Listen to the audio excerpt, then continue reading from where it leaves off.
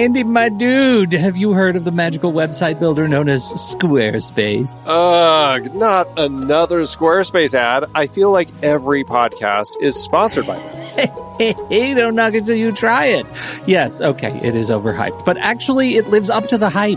Squarespace is like a website fairy godmother. With a click of a button, your site transforms into a beautiful masterpiece. A website fairy godmother? That sounds interesting. What makes it so magical? Well, for starters, those slick templates make anyone look like a professional web designer. Pick one, customize the colors and fonts to match your brand, and voila. Plus, the drag-and-drop fluid engine is so easy, your grandma could build a site on Squarespace. Well, she did knit me a lovely scarf last Christmas.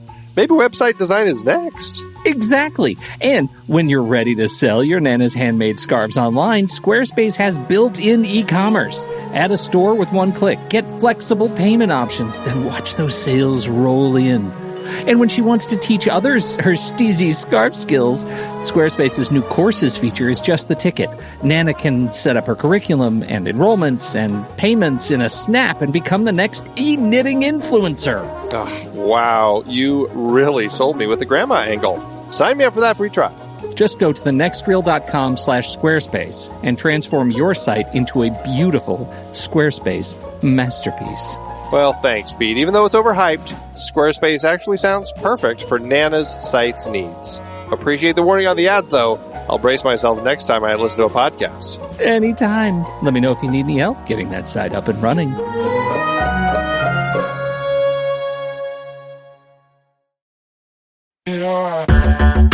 Andy, can you believe we've almost hit 700 episodes of The Next Reel? I know, it's crazy. And with all the other episodes in our family of podcasts, we are well over 1,200 episodes of movie conversation. It's really pretty amazing that we've gotten to have these in-depth movie chats every week for over a decade now. And we couldn't have done it without our loyal community of film fans. Their support over the years has meant so much. For sure. That reminds me, we should give the merch store a shout out. Buying shirts from thenextreel.com/merch is a great way listeners can continue to support the show. Plus, they get to sport our great designs. Absolutely. I think sometimes folks forget we have a variety of shirts, mugs, phone cases, and more available. In fact, a great place to start is with a shirt sporting the Next Reel's logo. We also have that classic Fast Times Spicoli Surf School tee, or the weirdly popular Rusty's European Tour shirt. The one from National Lampoon's European Vacation. Why is that so popular? Search me, but we have sold a ridiculous number of those. I guess there are a lot of Rustys taking trips to Europe? We're always adding new designs based on movies we've covered, like our brand new design for a streetcar named Desire, featuring a streetcar named Desire. So if you want to rep your love of TNR and films, head to thenextreel.com/merch. Every purchase helps us continue to have these weekly in-depth conversations. So visit thenextreel.com/merch today. And as always, thanks for listening and being a part of the Next Reel community. We've got lots more great movie chats coming your way. I'm Pete Wright. And I'm Andy Nelson. Welcome to The Next Reel. When the movie ends, our conversation begins. In just a matter of seconds, you're going to hear a classic episode of this show from back in the day when we called ourselves Movies We Like. It took us a while to settle into the show's format, so you'll notice some differences as you listen to these episodes. For instance, it takes us a bit of time to actually get into the conversation about the movie. Things like that. But we're still proud of the conversations about the movies themselves, and we think they're worth keeping in the library. So enjoy these episodes from our back catalog. And you can become part of our Discord community, learn more about the show, and find out how you can become a supporting member at thenextreel.com. So thank you, everybody, for downloading and listening to The Next Reel. We appreciate your time and attention, and we hope you enjoy the show.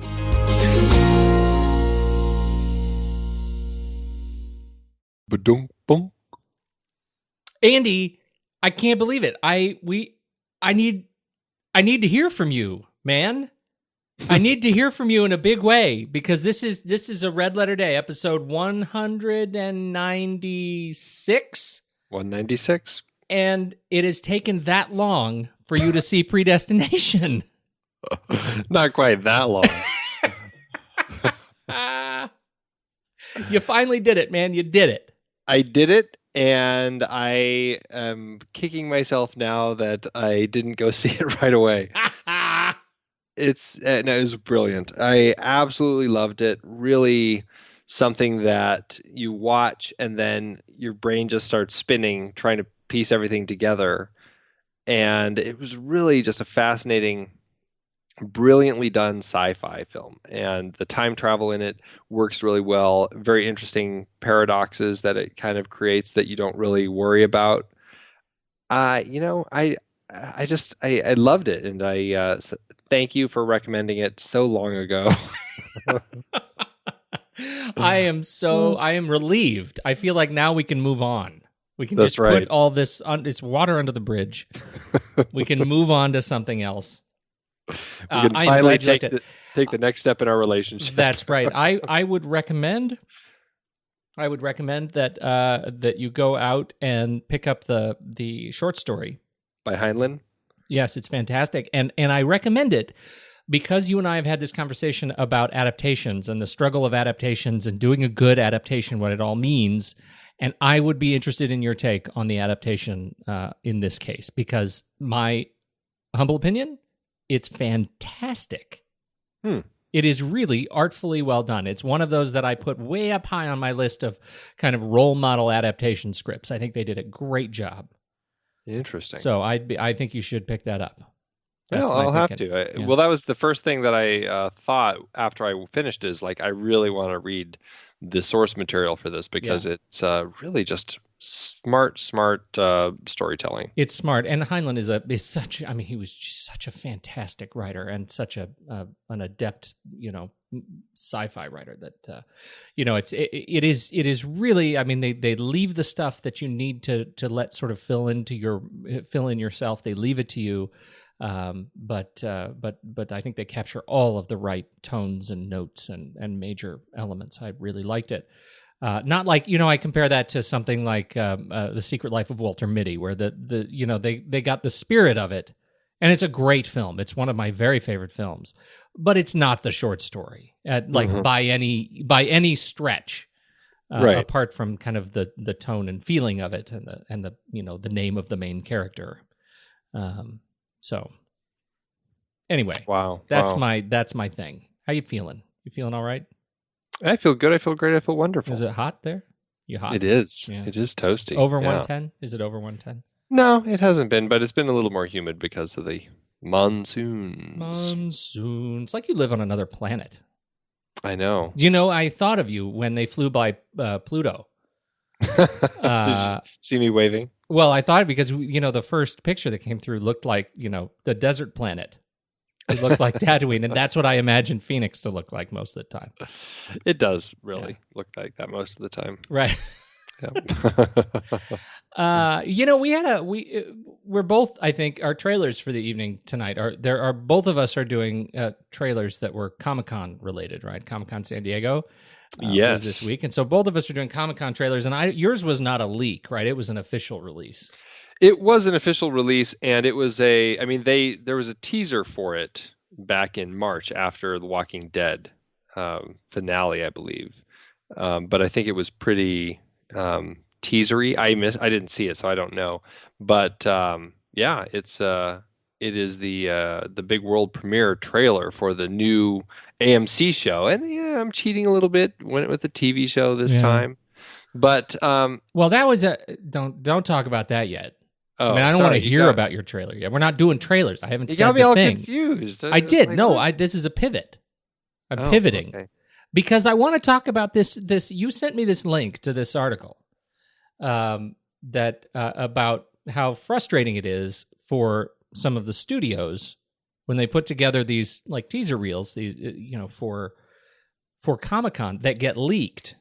These iPhone videos, I mean, these things that were designed for the big screen, for the audience that waited 17 hours to actually get in and see these stinger reels themselves. And for those of us who got to sit back and watch that iPhone footage or watch the the pressure build behind people wanting these things to be released and having them ultimately be released, there was some frustration in the media, and I'm curious your take on that. What do you feel? What do you think about these stinger reels? Do you think that they should be for audiences only, and we should just suck it up and not see it until they're good and ready? I'm so torn on that. To a certain extent, yes. I mean, the people who are going to Comic-Con and waiting in those lines are paying to go so they can, get a sneak peek of all that sort of stuff. And then when somebody films it with their phone and posts it to the internet, and all of a sudden the world watches it, generally a very poor, crappy iteration of it, it's not. It's not as exciting. Like, I watched the one you're talking about tonight. I watched the tiny version of it where you really can't even tell what's going on. I'm like, okay. It doesn't really get me excited about the movie at all because I just don't know really what's going on. And then it's that race and it's that decision with the studios. Do we jump on that, and do we let that stuff leak and then use that as a tool to get people excited, get them foaming at the mouth, and then release the high quality stuff for everybody to see? And I think there is something to that. I also think that there's something to kind of letting it be just a sneak and not giving people anything more. Like Deadpool, that one is one where I believe they said they still have 3 weeks of work to do on the effects on what they showed the Comic-Con crowds before they actually release it to everybody else. And you can watch it; it's just not very high quality. But it's this, I don't know, it's this perpetual game.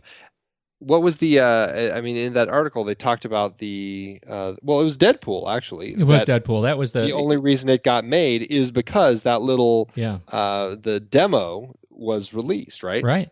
Which is in the film, it looks like. And that was in the trailer in good portion. Yeah. And for those of us who have been very excited about Deadpool and the character, and there are a lot of us, small screen, big screen, whatever, it's exhilarating to see that character on screen. And I think from the trailer, I think they've nailed it. I would watch the trailer again and again and again. It looks fantastic. For me, the question is the studio, I get it that they want a Comic-Con exclusive, but have those days passed? Right? I mean, is the era of event exclusives an assumption that producers can no longer make? I think what Comic-Con San Diego this year says confirms is that is true, and ultimately releasing Suicide Squad is the testament to that. Yeah, I guess so. It just makes me a little sad. I'm thrilled because I actually get to see the stuff since I'm not there. Right.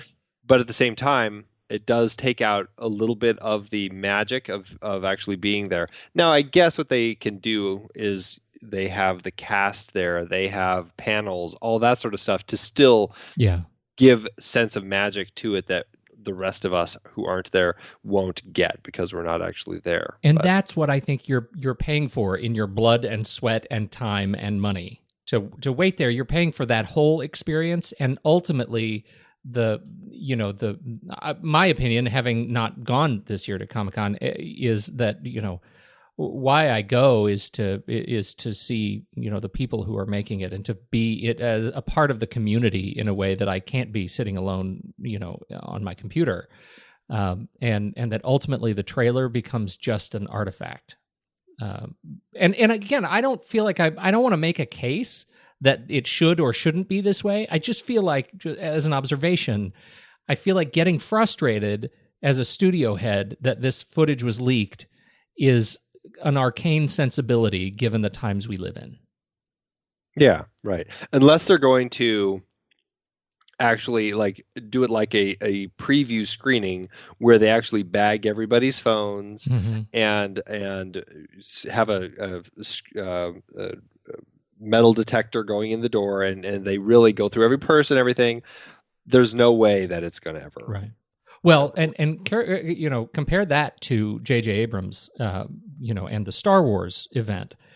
where they did not release a trailer. They released more behind-the-scenes footage and quick flashes of characters. No story elements were released, and people were just as incredibly excited about the experience of seeing the cast on stage, of being there, of it was yet another one of these wonderful J.J. Abrams love letters to the Star Wars universe, and then to have everybody in the audience led out by a legion of stormtroopers to go hear a live symphony play the Star Wars music. That is an amazing experience, and that's something that you only get when you go. And I think, that's likely a lesson that, these other studios could learn from. Yeah, and I think that's exactly it. Is they really turned it into something that had more of a tangible, memorable,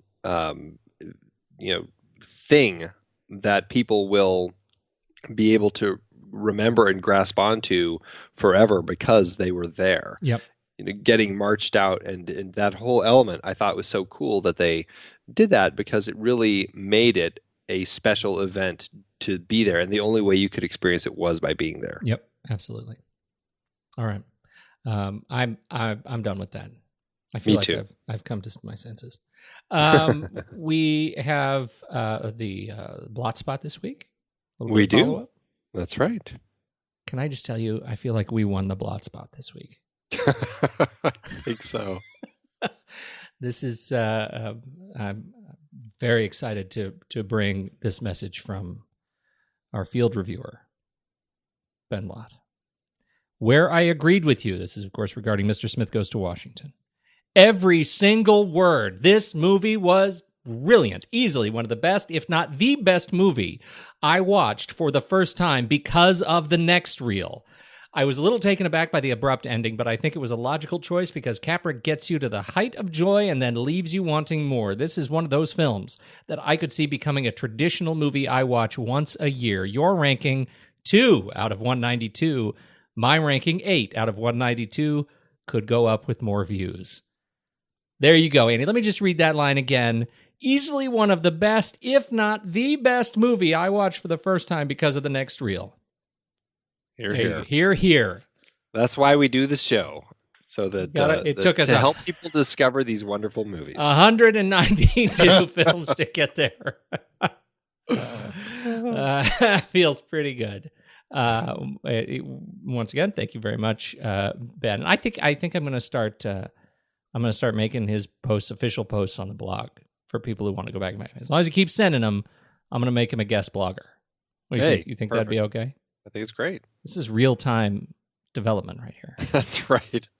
We like to decide things while we're live. Shall we tell the people where we're from? Where are we from?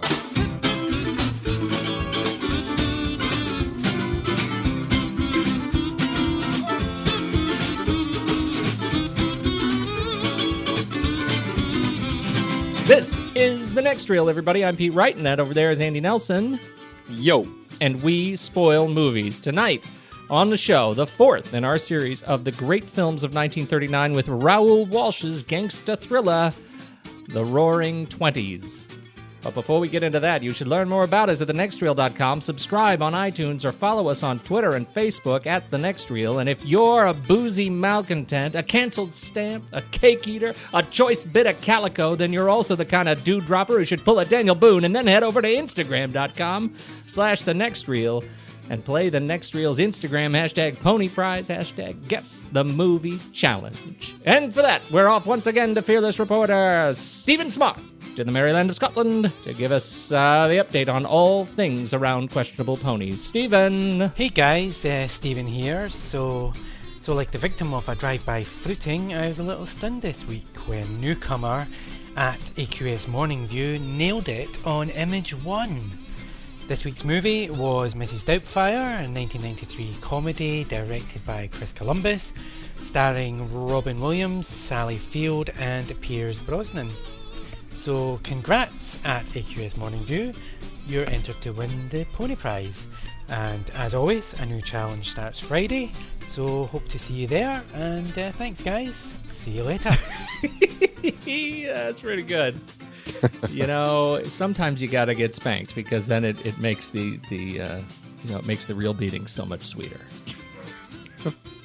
Is that what you tell your children? Oh God! That's so terrible. You got to So take wrong. it. You got. There's the line. There's the Andy line. How'd you go there, goodness. Mr. Nelson? I think it's time to do trailers. Let's do it.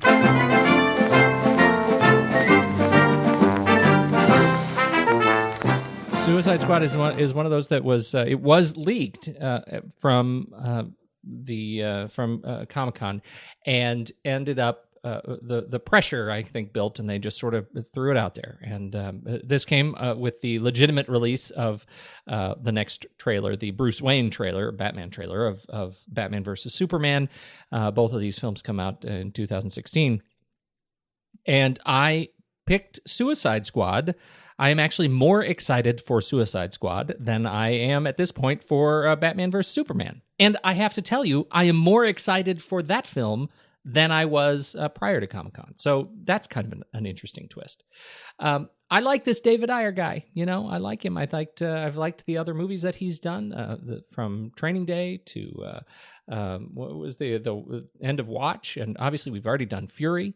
And so I think he's a darn spanking good action thriller kind of director. And so I'm excited to see what he's got. The cast is they're all people, again, that I like. This Margot Robbie, people seem very excited about her. I had not even heard of her before this film. You didn't see Wolf of Wall Street? Yeah, but I didn't think much of her. Like, not that I didn't think much of her. It's I literally did not think much of her. I thought I couldn't even tell you at that point. Was she the wife? Yeah. That didn't- was kind of her big breakout movie. Okay, well now I know. I've known of her since that movie. Okay, So it's only a couple years, but yes. yeah. See, I mean, I saw her in the credit there when I started looking at this, but I really had given her no thought. But she's been in an awful lot of stuff. Hails from Australia, and I feel good to be on the Margot Robbie train. I'm looking forward to seeing her play Harley Quinn. Looks like a great cast. Cara Delevingne, who is all over the place all of a sudden. Have you noticed that? She just came out of nowhere. She's in this film, but now she's in Paper Towns, and they've been doing some great press around Paper Towns. But she is making a great transition from supermodel to actress, and so I'm excited to see how she does. And of course, we are introduced to Jared Leto's The Joker. Right. And that's really the highlight of the trailer. What'd you think of his Joker?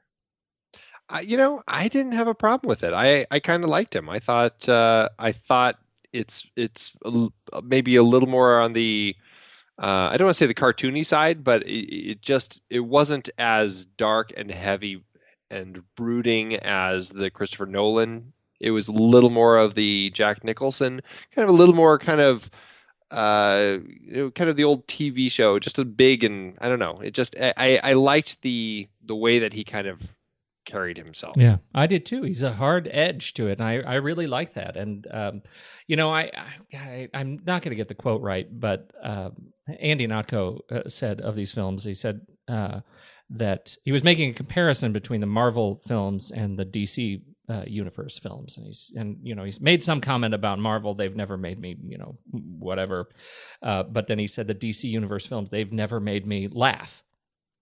And I think that's a really good point. These are really, really dark films, and they've gone in a completely different direction than Marvel on its darkest day. And I think that's okay. They've got this is what they're going to hang their hat on, and I think that's fine. I'm excited to see the darker side of these characters. I'm excited to see them mesh up. I think the big threat for me is jamming so much into this universe so fast between Batman versus Superman, where we get not only Batman versus Superman, but we get Wonder Woman and we get a smorgasbord of characters there, and here we have all of the bad people we're introducing at once, and so we'll see. Yeah, it looks interesting. I don't know anything about Suicide Squad. I do kind of like what they're doing with it. It looks like an interesting film, and I didn't even know it was a concept until the movie started coming out. But I think it looks like it's going to be kind of fun. So yeah, we'll see. I'm After the trailer, I give it. I would say, yeah, I definitely would give it a thumbs up. Yeah. Well, and of course, I didn't even mention the big names. Ben Affleck is obviously in it, but Will Smith is in it as Deadshot, and Jai Courtney is back. I hope Jai Courtney as Captain Boomerang. I hope he gets a little something. That's a terrible name. More than he got out of. Yeah, Captain Boomerang. Viola Davis, Joel Kinnaman. So it looks like a good cast. So I'm excited about it. Yeah. So all right, what's yours? Let's talk TV. Yeah, doing a little TV trailer, which is kind of a rarity. But another thing released at Comic-Con was this trailer for this crazy new TV show that AMC is doing that just looks, I don't even know what to say about it. It's called Into the Badlands, and it looks like a wild story. It looks really interesting. It's like a post-apocalyptic world where this warrior, kind of a kung fu warrior, finds this young boy in a trunk, and they they kind of go kind of explore this world, I guess. I'm not quite even sure really what the story is. It looks like this warrior is I think they call them clippers, for some sort of big leader of a faction of people who, I don't know what they're doing, raising flowers or something, poppies. And so he rescues this boy, and it looks like this guy who raises these clippers, or he grooms young children whose parents have been killed to be these new clippers. And but our hero Sonny takes this boy, and it looks like they go and hit the road and try to just kind of explore this world. And I don't really know. There's not a lot of story in the trailer, but it is a very interesting concept that actually looks really cool. And so I got quite excited when I saw this trailer. It's just like, and I think I sent you a note. This is my new favorite TV show that I've never even seen yet. It just looks so fun. So yeah, on Wikipedia it says the series will feature a story about a warrior and a young boy who journey through a dangerous feudal land together, seeking enlightenment. It's described as a genre-bending martial arts series and is loosely based on the classic Chinese tale Journey to the West. So AMC is going to be doing a 6-episode season and see how it does. But yeah, it's supposed to come out this fall. Looks really interesting and fun to watch. A lot of kind of the slow-mo, really interesting action scenes a la...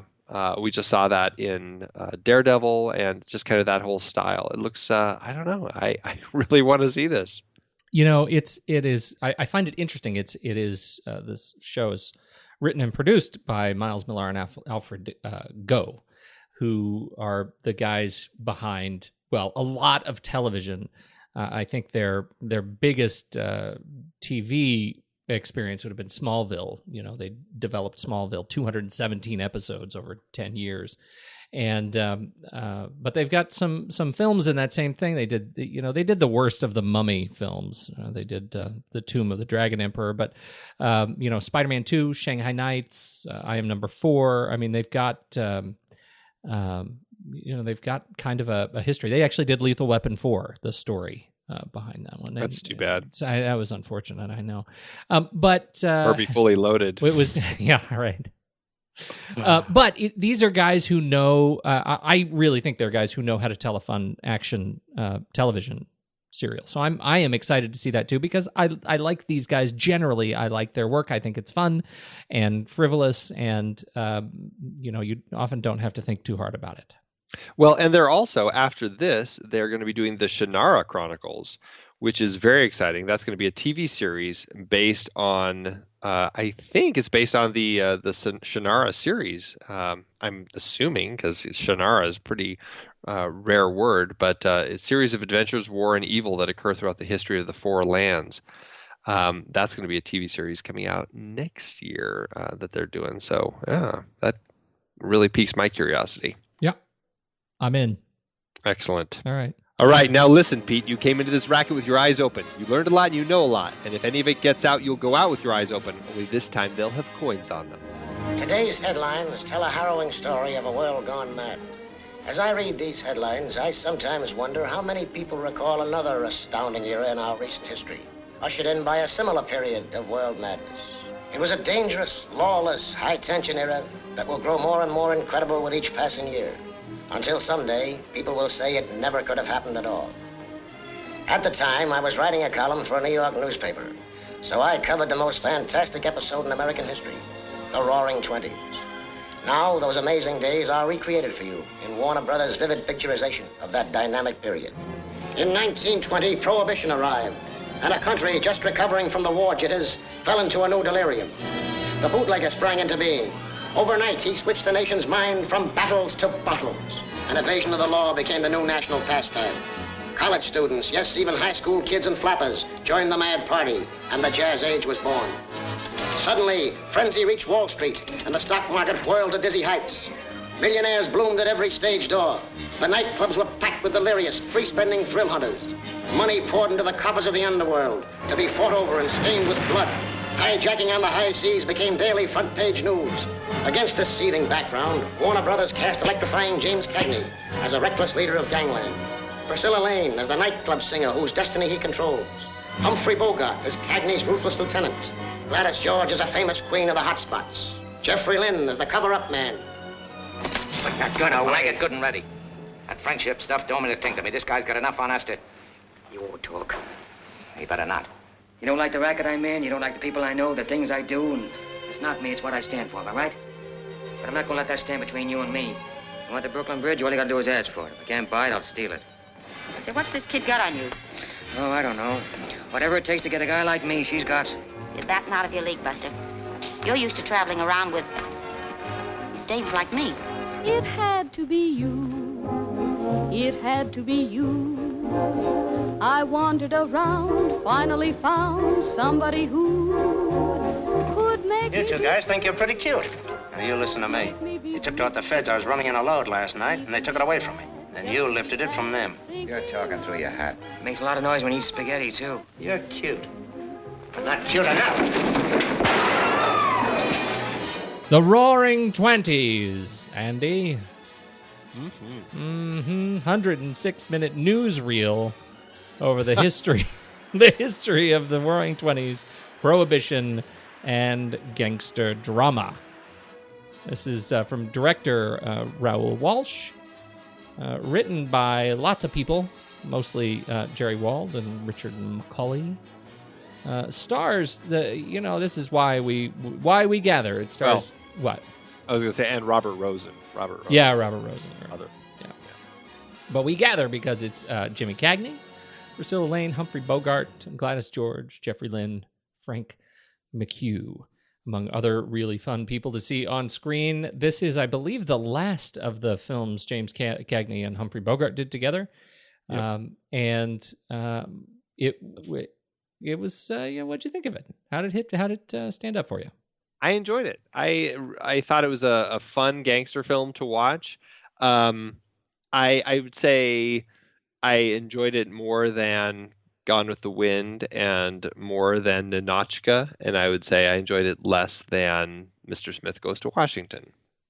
I agree with that sentiment. For me, this was a smack middle of the road film. Mm-hmm. And I found it funny because this is often it's hailed as a great gangster film. Right. I did not find it a great gangster film.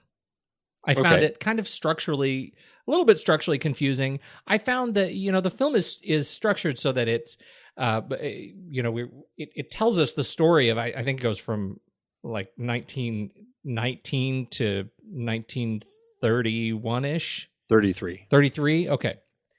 So it takes us over this 14-year period, and so occasionally it's like giving us the scope of this gangster's life, Jimmy Cagney's life as the gangster, right? He's Eddie Bartlett, and his buddies, Humphrey Bogart and Jeffrey Lynn, played George Halley and Lloyd Hart, and they all meet at the end of the war, at the end of World War I, and they're in the trenches together, and they're talking about cigarettes and talking about what they're going to do at the end of the war. They end up in this old house, and we're introduced to Humphrey Bogart's dark side as he kills a young German soldier, seconds before he finds out the war is over.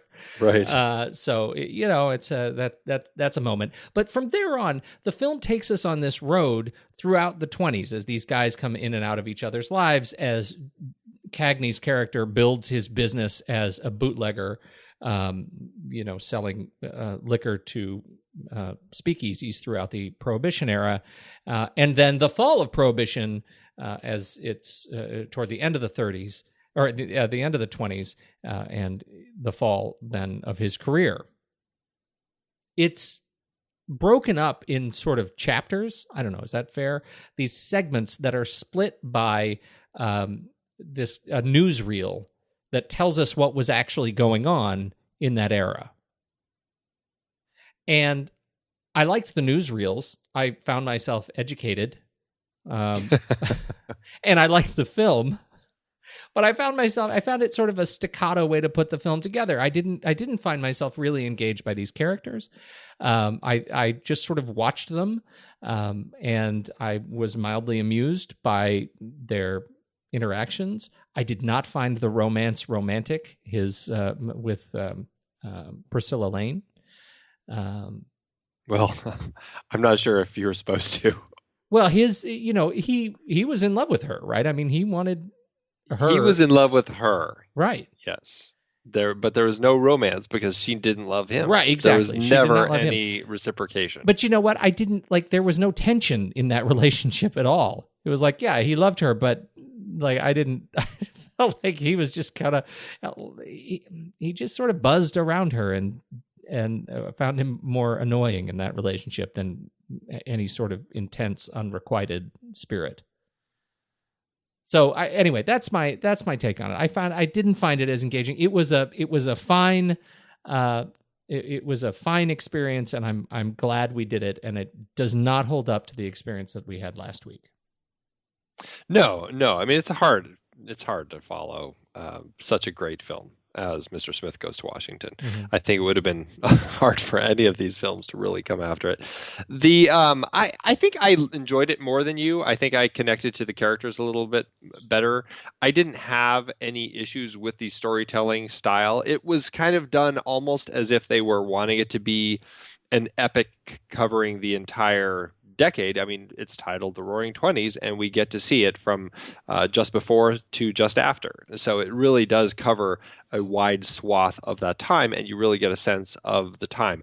I liked the way that they tied the newsreel type of footage together with the story, so that I could kind of get a handle on where we were now in context of what was going on at the time. And I liked the characters. I did enjoy the relationships. I particularly enjoyed the interesting, it wasn't even a love triangle. It's really kind of a love square. I don't know what you call it. Love quadrangle. There's four of them, really. It's James Cagney loves Priscilla Lane, but she really loves Jeffrey Lynn, and Gladys George really loves James Cagney. So you've got, the four people, and I enjoyed the fatal flaw, if you will, of Cagney's character, how he was just so brash and wouldn't really. He didn't catch on with people as quickly as far as like what was going on. He really was driven by his own needs, and I liked that sense of his character and how he saw Priscilla, and he just wanted her to be his without really any thought as to what she wanted. And every time there was any hint from Panama, played by Gladys George, he didn't catch it, and he didn't even catch that Panama kind of liked him. I really enjoyed all that with the characters. It does feel very of the period. I do find the Bogart really is just playing the evil character, and he plays it to a T. He's just like right on with that 30s bad guy sort of character. And Jeffrey Lynn is the complete opposite. He's just like 100% the good boy character, and Cagney's kind of in the middle of them. I did find that sensibility of the story a little bit more dated than some of the other films. But I had a lot of fun watching it. People always talk about the great gangster films, and I just recently also watched Little Caesar, which I hadn't seen before. I was just going to ask how you would compare those films. Yeah, I had not seen Little Caesar before. I haven't seen Public Enemy before. I'm missing a lot of those kind of gangster, a lot of these classic gangster films. Little Caesar, I also felt really underwhelmed by. Granted, I did really think that Edward G. Robinson did a great job in it. He was fantastic as that sort of character. But again, it's very big, over-the-top, bad guy sort of acting. And, it feels kind of like you're watching that classic Robinson take on the gangster that just becomes so kind of so typified for how a gangster would act in those movies. Same thing with Cagney and Public Enemy. That is such a high point for the genre. And then this film, you get a little bit of a difference, because Cagney isn't necessarily just a gangster. You see him kind of go into that world, not necessarily for nefarious reasons or anything. And I liked that we kind of see that transition. And I liked how this story really took us on this whole journey of this man's life into that business, out of that business, and then trying to save somebody at the end. I mean, I really liked the journey of this so much more than Little Caesar, which really felt like it was a very straightforward sort of story, which felt very much more 30s. The storytelling of this with that movement of that character actually felt a little more developed.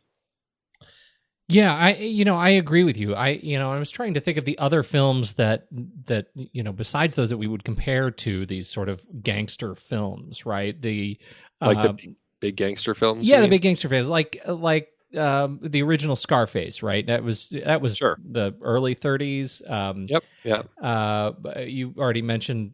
You mention Little Caesar? Did you mention Public Enemy? Yeah, Public Enemy, High Sierra. High Sierra, right. These are those films that I feel like we need to sort of compare to that The Killing. Oh, sure. All right. So it's a little bit later, right? It's a little bit 55. later. Right. But it was but that was the film that I feel like I wanted. And it's an unfair comparison, right? Talking about this one for, good. Well, and that's a 16 heist years later. film too. It is a heist film, but it's that sensibility. And this one has plenty of heist in it. I mean, this is they've. No, but this is different genres though. One is totally agree. I totally agree. But there is a sense of that kind of crime intensity, and that's what I missed. Right? That's what I wanted out of this film, and I feel like I didn't get, and I think that's why, when I look at. I don't think this film holds up to, Scarface 1932. I don't think it holds up to Public Enemy 1931. I think that, we get a greater sense of the criminal intensity in these other films. And this one just doesn't give me that emotional resonance.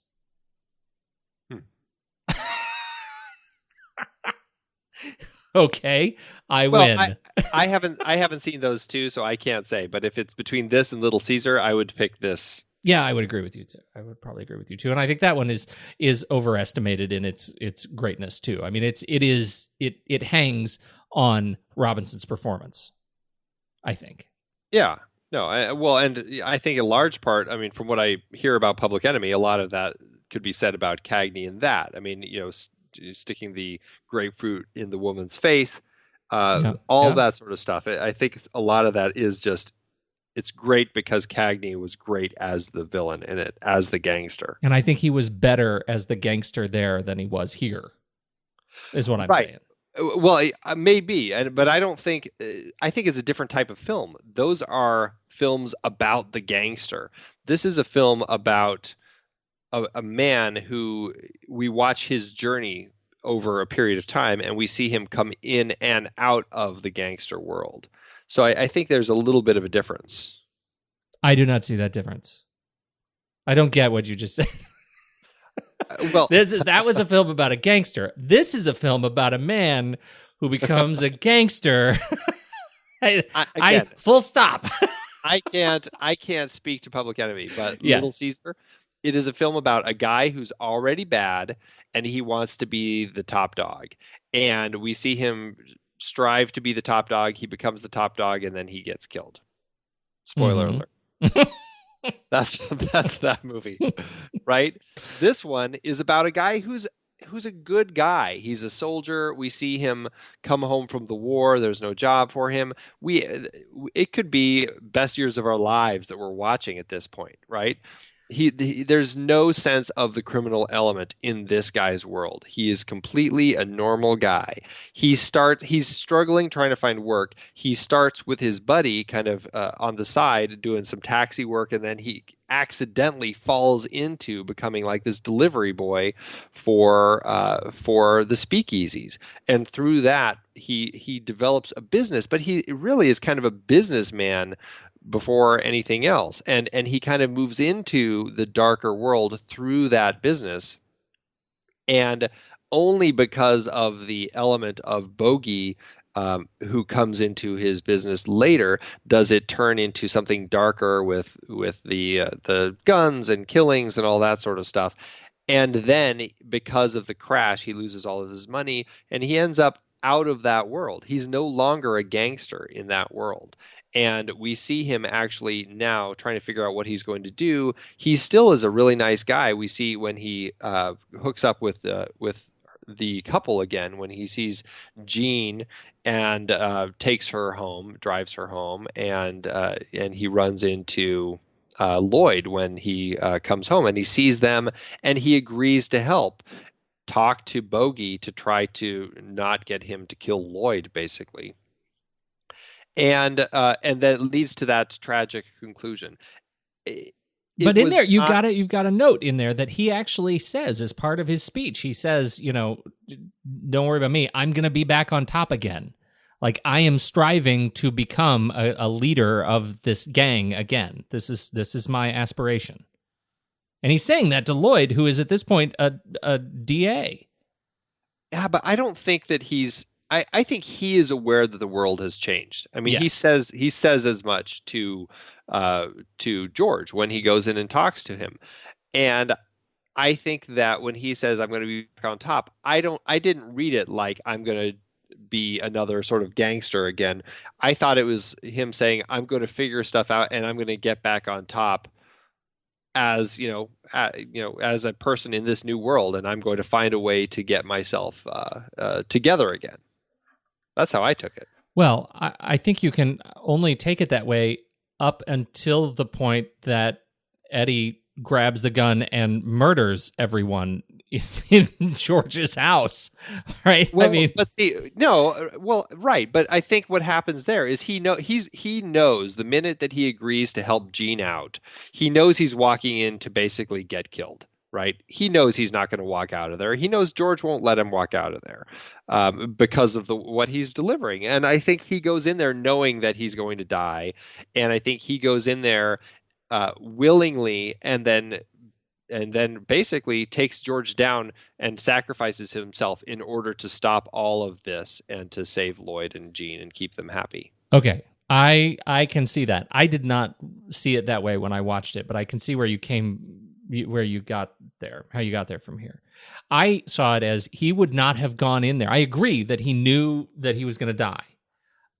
Just walking through the door, that was the risk. I don't think he would have gone in there in the first place had he not felt confident enough that this was a shrewd business move and that he would come out of it somehow on top, knowing what he would have to do to get in there. I mean, the guy was frisked as he walked in. He knew he wasn't going to be able to take a weapon, and that he felt like he was strong enough, powerful enough, fast enough to be able to either negotiate this in a way that would turn in his favor or turn the table using, physical response and violence to get there. Maybe I wanted to see it that way, and I think your point actually works maybe better for the film when you look at his character journey and you look at where the newsreels actually do work, which is, they help us understand really clearly how the environment and the times and the economics of the 20s led to this criminal behavior, and how this, sort of lightweight criminal behavior, bootlegging, led to more violent criminal behavior, gangsters. Right. And so I can sort of see that. I don't necessarily think that it is that easy of a transition to say that he's still a good guy at the end. I feel like his character of Eddie he's not a good guy at that point. He's made that transition. He's made the transition from the pure milk drinking bootlegger to an alcoholic mess with delusions of grandeur. And he is not a whole person. He's not the whole person that he was before. When he was sitting in the trench in the war. No, I agree. I think that the whole point of this film is really watching the Roaring Twenties, this period of time, bring this man up and down and really leave him destroyed because of everything that had gone on in here. I think that, he's not when I say good person, I didn't mean like he's a good guy or anything like that. I just think that he's in a place where he's making good decisions and he's doing things for the right reasons, even though he may still be kind of a mess and a bad guy. But I think that he goes into that last situation knowing that the Eddie Bartlett who had been on top is gone and is never coming back. That gangster life that he had been leading is done, and the only thing he can do now, because he's never going to I think he may know that he's just not ever going to get himself back on top, and the only thing he can really do anymore is to stop George and from hurting Lloyd and Jean, who he's always been in love with, even though she's never reciprocated. But I think that, I don't know, I guess I see it as there is something good in him, even though he's gone down this dark road. It's like his last chance to kind of let that goodness shine. Okay. And I would agree with you on the good guy part, right? I feel like he is, in the first half of the film, he's operating pure of heart. Mm-hmm. Right? He's doing things to kind of grow his business, but, it's a business that is operating in a way that he feels is, or at least he demonstrates, is not, it's innocent, right? How bad could it be? We're helping people have a good time. How bad could this be? Well, and this was a period of time where, they foolishly put out this amendment to our Constitution that basically prohibited alcohol, something that everybody was drinking. And all of a sudden, everybody had to go into speakeasies and find ways to drink, outside of public places, outside of the law, so that they wouldn't get caught. It was a crazy thing, but it drove everybody in a way to kind of have to negotiate with criminal elements because everybody was a criminal. Everybody was a criminal, right? And so it was part of an ecosystem that had to exist in order to satisfy these needs. But I also think that the film does a pretty good job of showing how that transformation occurs. And I don't think it's just a story about this one guy. I really think the message is, look at how the 20s created an ecosystem of substance abuse and the crime around that substance abuse that they were even feeling when this film was made in 1939. And I think that's this film is one of many that demonstrates a legacy that I think is important, and I think it's in that respect, I think it's good, and I did enjoy watching it. Yeah, it's just not great. No, I agree. I totally agree. All right, let's talk a little bit about Raoul. Can we? About Raoul Walsh. Raoul. I don't know much about Raoul Walsh. I've seen some of his films, not all 138 of them. What should I care about? He has been around. Raoul Walsh was, I believe he was an assistant director for D.W. Griffith on Birth of a Nation and some of his early silent films. And he actually was an actor as well. He played John Wilkes Booth in Birth of a Nation. And so he had been doing a lot of acting through all of that period of time, as well as working behind the camera. He was working on a film, and I don't remember what it was. What was that film? Old Arizona, film that he was working on shortly after. No, was it? When was it? No, it was in the 20s. He was working on this in the 20s, and he was in Arizona filming, and he had a car accident because a jackrabbit jumped through his windshield as he was driving. Crazy. I've never. I mean, jumped away, not just across the road, but through the windshield. Right.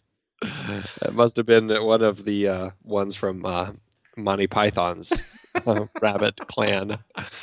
Anyway, he had a car accident and he lost his right eye. So if you ever see pictures of Walsh, he's generally, well, at least after the accident, he's always wearing his eye patch. And he never acted again. That it was the end of his acting career, and he just went on to direct after that. And he did a lot of stuff. This was his first film with James Cagney, and he went on to do more with him, more with Bogey, just a lot of people. And it's just one of those guys who he did some great film noir. He did White Heat with James Cagney. I mean, he did Dark Command, They Drive by Night, High Sierra, They Died with Their Boots On, Strawberry Blonde, Manpower, like I said, White Heat. He did Clark Gable pictures like The Tall Men, King and the Four Queens, Band of Angels. He was a guy who was around a long time. Well, he does a mighty fine job here. Yeah, I think that he actually, I think he does a really good job of encapsulating this entire period in this 2-hour period of time, where we really get a sense of the decade, and we get to watch these people progress over from 1919 through 1933. I think he did a great job with it. It was, it feels like it's aspirationally epic in scope, and it doesn't quite become epic in scope. It's a little short to be, to be epic. Well, it's no Gone with the Wind, right? And it is. I mean, it's 106 minutes, right? It's not even 2 hours. Well, yeah. You have to remember, this is Warner Brothers. This is the studio that really was cranking out these gangster sorts of pictures. Right. I mean, that was what Warner Brothers was known for. And Raoul Walsh was really good at the action sort of stuff. And I mean, in this, there are some action scenes. Now, I mean, there are no Michael Bay big sorts of action scenes, but for 1939, these were top of the line action scenes. You've got the great shootout in the Italian restaurant. You've done $5,000 worth of damage. You've got a number of different shootouts that these guys have and different fight scenes and everything. He did a great job of staging those and capturing all of that action.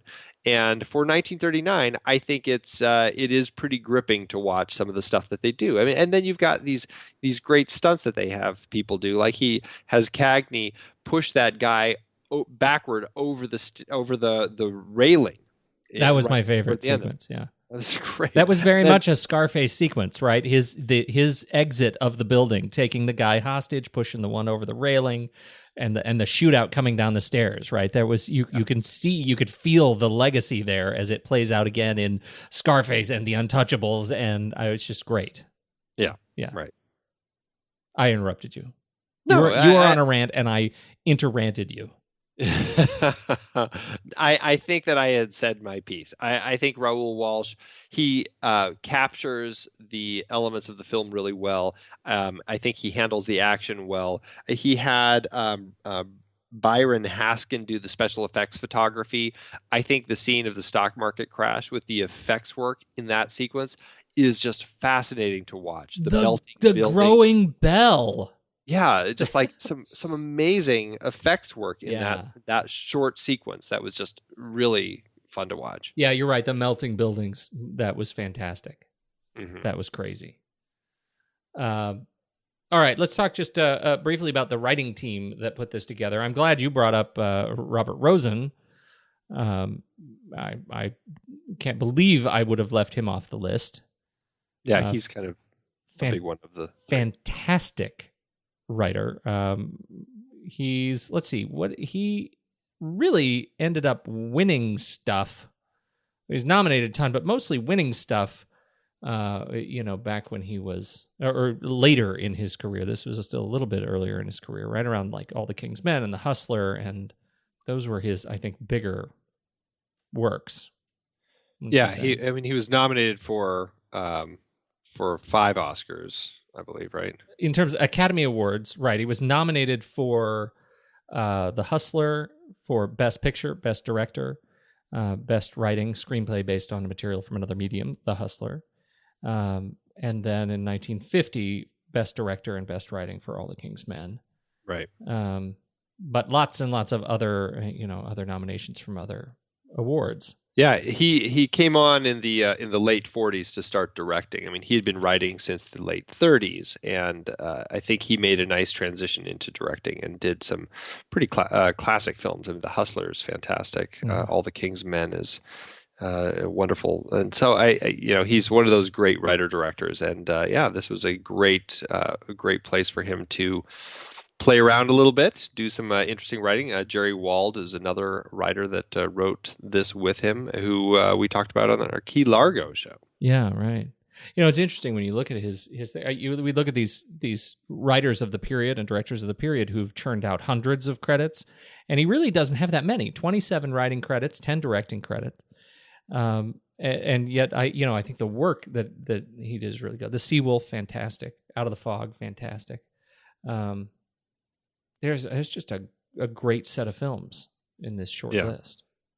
Absolutely. What do we know about Richard Macaulay? Very much kind of a lot of noir sort of stuff that he was tapped into. Born to Kill, he did that. He did They Drive by Night, and just a lot of kind of that grittier sort of stuff. I think he was. I don't know. I want to say that he was a kind of a writer for Warner Brothers and did a lot of their sorts of stuff, but I'm not sure. I want to say that, but I can't commit to that now. What's interesting is he's got 43 credits, no directing, no producing credits. Just straight up writer. Yeah. Yep. And you already mentioned Jerry Wald, and I think he was much, much more of a producer even than a writer. Yeah. Key Largo he had worked on as a producer on that one. Right. But I mean, he wrote. I mean, he was writing from the 30s into the 40s. I mean, he had quite a lot of credits there too. But not quite as many as his producing credits. Let's do a quick run through the rest of the cast that you find that you might find interesting. We've talked a bit about James Cagney and Humphrey Bogart. You have anything more to say about Bogey? Nothing more about Bogey, but Cagney, because we've talked about Bogey a number of times. Yeah, we have. Yeah, but Cagney we've never talked about on the show, and he is a fascinating guy to watch. I really like watching him. I think that he gets better in his career. I don't know. I mean, I say that, but Public Enemy, everybody talks about that's such a brilliant role. Orson Welles said he's maybe the greatest actor ever appeared in front of a camera. Stanley Kubrick said he's one of the best actors ever. I mean, everybody really loved James Cagney. He was a really interesting guy who actually, I think he left acting he retired later in his career to go work on his farm back east, and then he only started acting again because I think he'd had a stroke, and his doctor said if he'd get back into it, it might kind of help him, and so he did a few bits of acting here and there later in his life into the 80s. I think he was in Ragtime in 1981. Have you seen Ragtime? I've not seen Ragtime. I actually saw Ragtime when I was studying up on E.L. Doctorow, the writer, and E.L. Doctorow wrote the novel right for Ragtime, and I think I probably saw the film 2 or 3 times before I actually realized I knew James Cagney was in it, but I couldn't believe it that it was him. It just did not look like him. So it's a strange experience. That Interesting. film, Milos Forman. I'll have to check that one out because he had a big mustache in that one. Yeah, right? he did. He had a big mustache and the hat, and his face is really large. He's a bigger man in 1981 than you sort of remember him. Right. So yeah, he was back and forth with Warner Brothers. I mean, he really didn't get along with Hal B. Wallace, who was at one of the heads of Warner Brothers at the time, one of the producers there. He really didn't get along with him, and so there was a lot of back and forth going, fighting with people at Warner Brothers, back and forth, and he made a lot of money. I mean, he's a great actor, lots of good stuff. And then shortly after this, he'd go on to do Yankee Doodle Dandy and get an Oscar for it. So, anything else on him, or shall we talk a little bit about Priscilla Lane? Priscilla Lane was one of the Lane sisters, a family of American singers and actresses. She was fine. She was fine. Yeah, she didn't wow me, but I thought she was fine. She'd go on to do was it Saboteur or Sabotage, one of those two with Hitchcock a few years later. But yeah, it was Saboteur. It's a funny thing because the sequence where she's introduced, as a singer in Panama's nightclub. Yeah, and she comes out and he's tapping his hand on the thing, and they pan around the audience and they do some sort of audience clips of as she's singing, and she's saying, "I'm so wild about Harry," and no one in the audience looks interested at all. Right? They look completely bored, and that's sort of my feeling too. She was not she did not live up to that like enchanted star power that I sort of wanted to see out of her. And I think her performance sort of was it was a bit muted for me in that regard, and maybe that's why I had such a problem with the romance. Like there was, she was obviously she wasn't into it, but she didn't even seem overtly out of it. But see, I don't know. I thought she was as bland as Lloyd was. Lloyd was bland. Yes, he was. I mean, Jeffrey Lynn he was as milquetoast as they come. Incredibly bland. There was really not that much of interest with him or her. And so I thought, what, they're fine together. They belong to each other. I was much more interested watching Gladys George as Panama. She was an interesting character, and there was a lot more subtext going on with her, and I just enjoyed that character so much more than Priscilla. Yeah, I absolutely agree with you on that one. When's the last time you saw Arsenic and Old Lace? It's been probably 20 years. It's been a long time. Me too. This makes me want to go see that film again. Cary Grant, Priscilla Lane, I feel like maybe she's left me with kind of a bad taste in my mouth after this film, and I think I remember liking that one much, much more. How can you not? I mean, I loved I love the film. I love Saboteur. I mean, I don't think I have a problem with Priscilla Lane. Maybe I think my problem may be just the way that the role was written. I'm thinking because I mean I liked Arsenic and Old Lace. I like Saboteur. I think that she's probably fine. I think maybe it's just a really bland character. Yeah, you're right, and you're right. There's a little bit of a cheer when she and Lloyd leave. They finally leave, and you're like, oh, thank goodness the boring ones are gone. We're left with the good ones. Right. I feel like we can sort of pass over Lloyd. He was a fine character. He was a utility character. He was the lawyer, and he was the conscience that never quite got far enough away. One of my favorite characters, though, was Frank McHugh, who played Danny Green. He was kind of the right hand of James Cagney, and he played a really just blessedly innocent character who really wanted to be more of a player in this thing, but Cagney wouldn't let him. And this was, I think, to your point, this was an example of Cagney really being the good guy, trying not to let Danny get hurt. Yeah, right. I loved him. I thought he was really charming, he's another one of those. He's been in 168 things, a lot of television, particularly later in his career. But I I feel like I haven't seen a whole lot of his other stuff, but I really liked him. I've seen very little of his work, but I guess that he and Cagney were good buddies, actually, and they were part of what at the time was called Hollywood's Irish Mafia. So they're both Irish, and they both, it was just kind of I don't know what it was. It's like the Brat Pack or something. Yeah. It's one of those sorts of things, the Irish Mafia. But they did a lot of ad-libbing, kind of coming up with scenes. And I thought there was always great magic when the two of them were on screen together. And really just Frank McHugh carried a lot of magic anyway. I think he has a lot of life in his performance and just was fun to watch. Their reintroduction when Cagney comes back from the war and they have their first conversation in their apartment, I thought was just charming. I loved it. I loved it. I loved him bringing the German helmet back and him hiding it not very well under the bed. It was just great all over, and he was a real treat to watch kind of throughout. He's a sad loss. Crossing myself. Yes. Anybody else that is on the list of cast that you really want to talk about? Paul Kelly, who was the bad guy, the other gangster who was against Cagney. He was an interesting guy. I think he was fine in the film.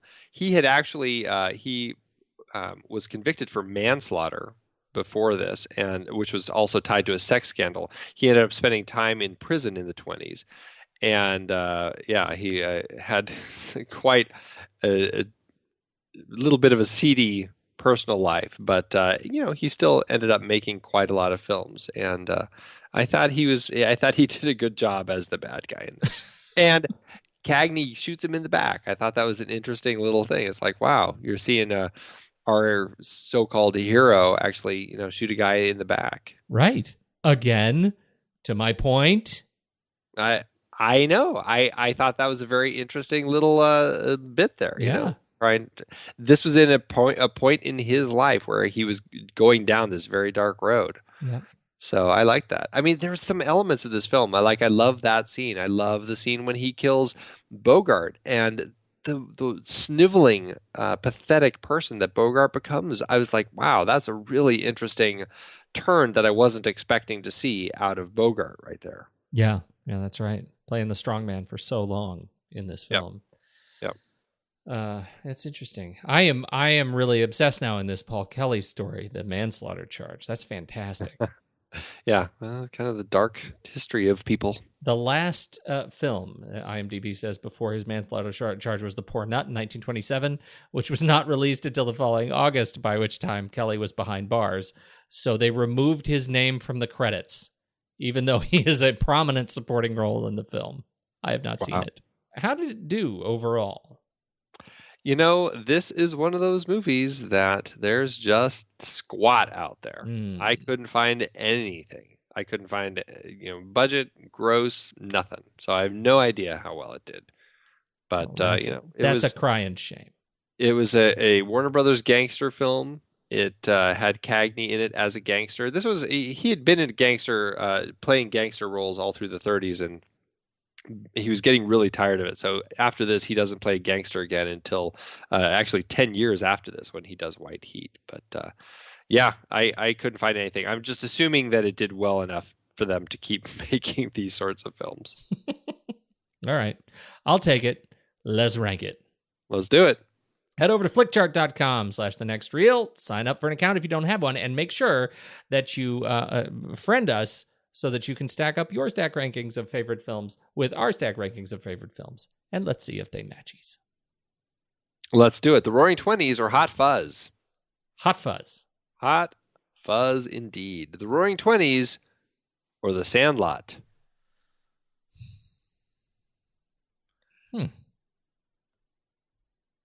I feel like I could go the Roaring Twenties on this one.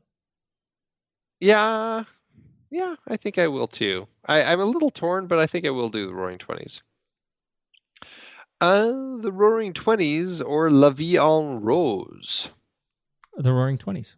I would do the Roaring Twenties, yeah. Roaring Twenties or When Harry Met Sally? I would do When Harry Met Sally. Absolutely. Roaring Twenties for Indiana Jones and the Temple of Doom. Indiana Jones and the Temple of Doom wins out. The Roaring Twenties are Syriana. You know I love me some Syriana. Yeah, I'll give you Syriana. All right, the Roaring Twenties, Field of Dreams. I'm going to give you Field of Dreams. Yes, you are. The Roaring Twenties or King's Row. Oh, I'm going to do King's Row. King's Row. Yeah. Absolutely, yeah. Look at that, 121 out of 193. That's right where I feel like it belongs. It's in the middle. It's right in the middle. Yeah. Nearly in the middle. I feel good with that. I don't see the others right now, but I think that it is above Ninotchka and Gone with the Wind. So I think that is the right spot for this one. Yeah, I think so too. Now, next week is our last 1939 film, right? Yes, it is the end of this particular year's series of the 1939 movies. What is it? We are going to end on a Cary Grant film, Only Angels Have Wings. So I've heard. Yet another opportunity to see Thomas Mitchell in action. Have you seen this one? I have not. I have it sitting there ready to watch, but I haven't watched it yet. I'm in the same boat. Cary Grant, Jean Arthur. Here we go. Yep. All right. Well, until then, you know where to find me. I'm going to be a bit. All right. I'm going to head down to the funeral parlor down the street. I hear they just opened up a speakeasy in there.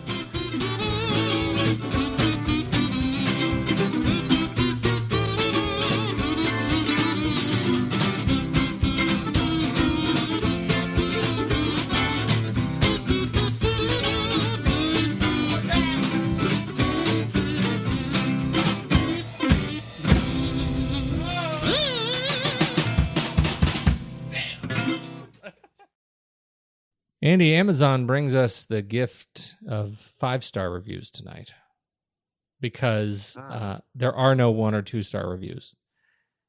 And it's that loved. It was that loved or that poorly seen. Right.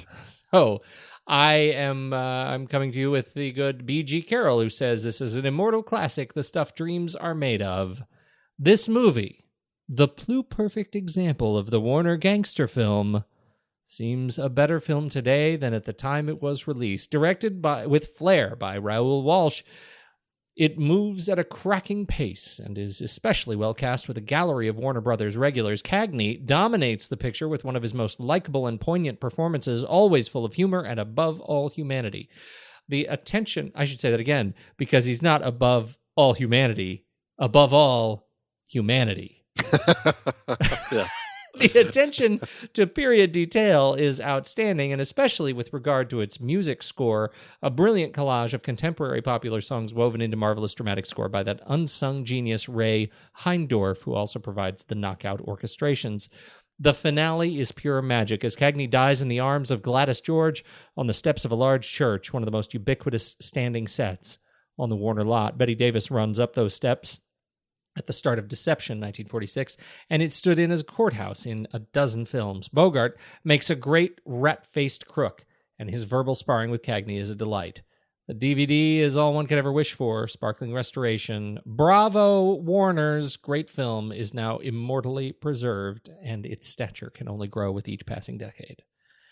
I'm really glad that this review reminds us to talk about the finale, which is awesome. Yeah, absolutely. Just the best part of this film is just that amazing ending after the shootout. It really is just a truly heartbreaking finale. It really got me. I liked it. Yeah, me too. He used to be a big shot. Good stuff. What's yours? Mine is also a 5-star by John Farr, a little shorter than yours. A breakthrough for director Walsh. This classic boasts electric performances from both Cagney and Bogey. Consistent with most Bogart portrayals from the 30s, his George Haley is a low double-crosser who puts the screws to honorable in his way Eddie. Consistent with most Cagney roles, Eddie gets his revenge. 20s is a worthy swan song to the glory days of the gangster picture, and just wait for that immortal closing line of dialogue. There it is again. So there you go. 5 stars. Not everybody disagrees with us. Where do you land on this? Is it about a 3-star for you? 3.5. I'll go 3.5. All right. Sounds good. We'll put that on a Letterboxd review. Thanks, Amazon. It is hard to believe we have been having in-depth conversations about movies since 2011. You are telling me. Producing this show week after week requires a ton of work behind the scenes. If you'd like to help support our efforts, one easy way is by using our Originals page when shopping for books and movies that we've covered. Just visit thenextreel.com/originals. Your purchases made through our links give us a small commission at no extra cost to you, and allow us to keep having these great discussions. Season 5 had some great adaptations, like our Meryl Streep Oscar-nominated performances series. We covered adaptations like Kramer vs. Kramer, Sophie's Choice, and The French Lieutenant's Woman. It's a real Sophie's Choice between those books. You see what I did there? Yeah. And I don't think it's quite at the level of a real Sophie's Choice. We also did Snowpiercer for our Bong Joon-ho series, adapted from the French graphic novel Le Transpersonnage. Man, I love that movie. We had our 2-part 1939 series that included adaptations like Gone with the Wind, Ninotchka, The Women, and The Hound of the Baskervilles. A number of those 1939 movies, like Goodbye, Mr. Chips, also tied into our recent 1940 Academy Award Best Picture nominee series. Our Naughty Children horror series had creepy adaptations like The Bad Seed, Village of the Damned, The Innocents, and Children of the Corn. For our Hayao Miyazaki series, we talked about his take on Lupin III with the Castle of Cagliostro, plus his own The Wind Rises. Some great listener choice picks too, Viridiana and The Great Escape. And for our David Mamet Wright series, The Verdict, The Untouchables, and Glengarry Glen Ross.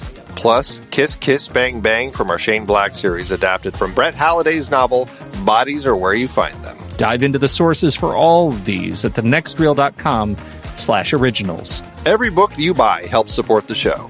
Check out thenextreel.com/originals today and find your next read.